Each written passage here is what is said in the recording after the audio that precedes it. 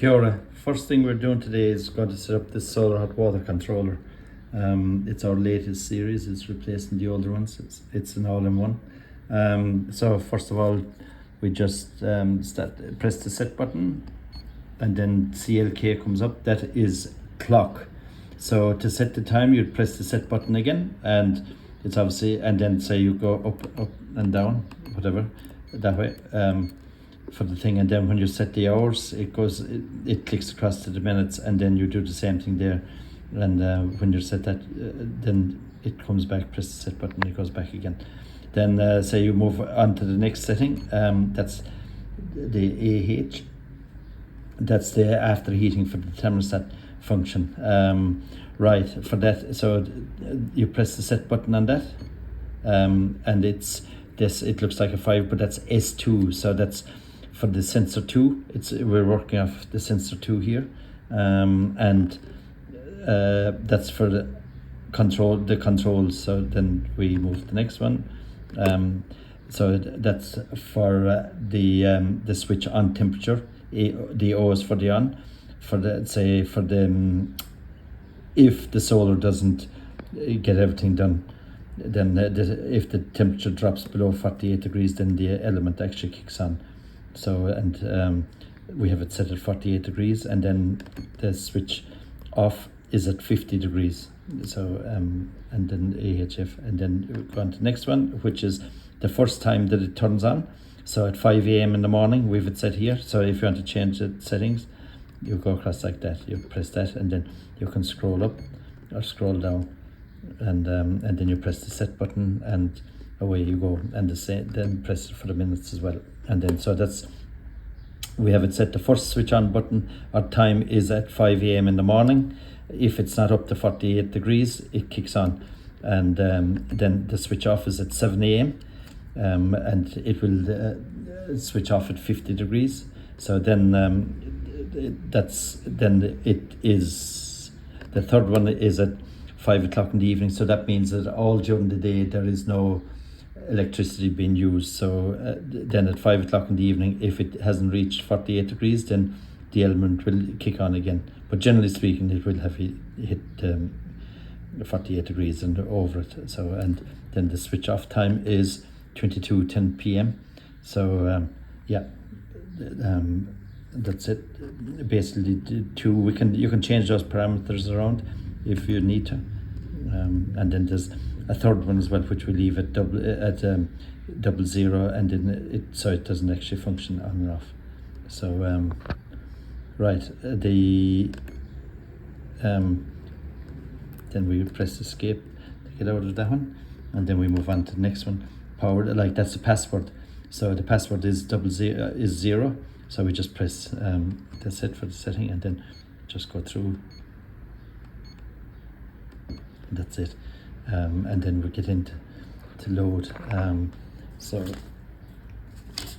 with the load one, that is, we press the setting on that one, and the first thing that comes up is that's the difference in the switch on temperature difference between the bottom of the cylinder and the collector on the roof, which is 8 degrees. We set it at 8 degrees. Some people have it at 6, but we set it at 8. So that's switch on temperature, and then the next one is the switch off temperature, which is 4 degrees.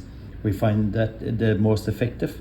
So when the temperature comes within 4 degrees, between the roof and the bottom of the tank, the pump turns off.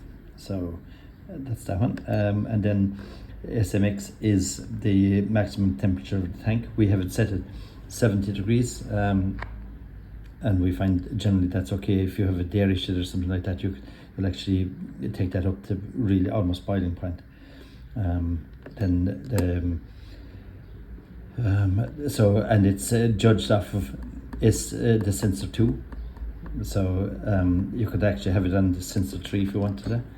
So that's for sensor 3, but we find that we just leave out most of the settings at sensor 2. Really, it just seems to work better. So so that's basically that one, and then we go on to, no, that's about collector code.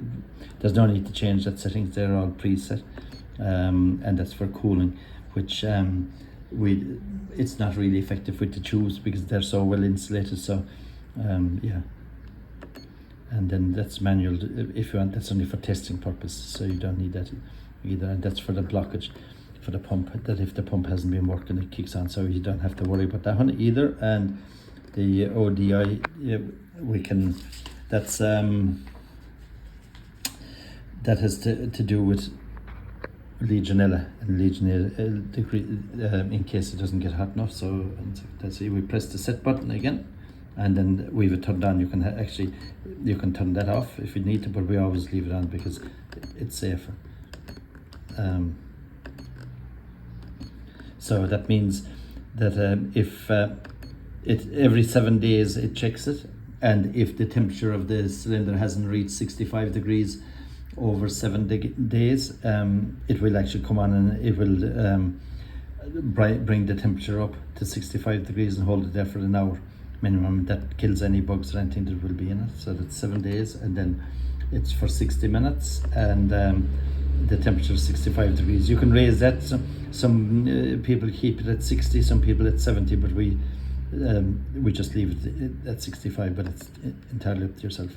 And it starts at 6 o'clock in the evening. So the reason for that is that we just wait until such time as the sunshine has done its job during the day, and hopefully that it won't kick on. So that's about it. Yeah, you don't have to worry about all the rest of them. So that's basically the settings for your solar hot water controller. Oh, the other thing is that if you want to, so that's when you press the MH, that's for if you want to, like, one-shot heating.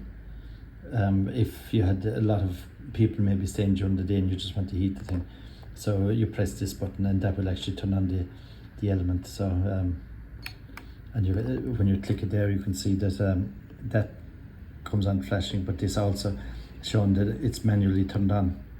So at the moment it's showing is at 24 degrees, so that will keep heating until such time as it hits 60 degrees, and then this manual one turns off and it goes back to the original setting. Okay, that's about it.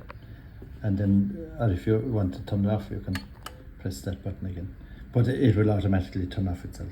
Okay, have a good day. Bye.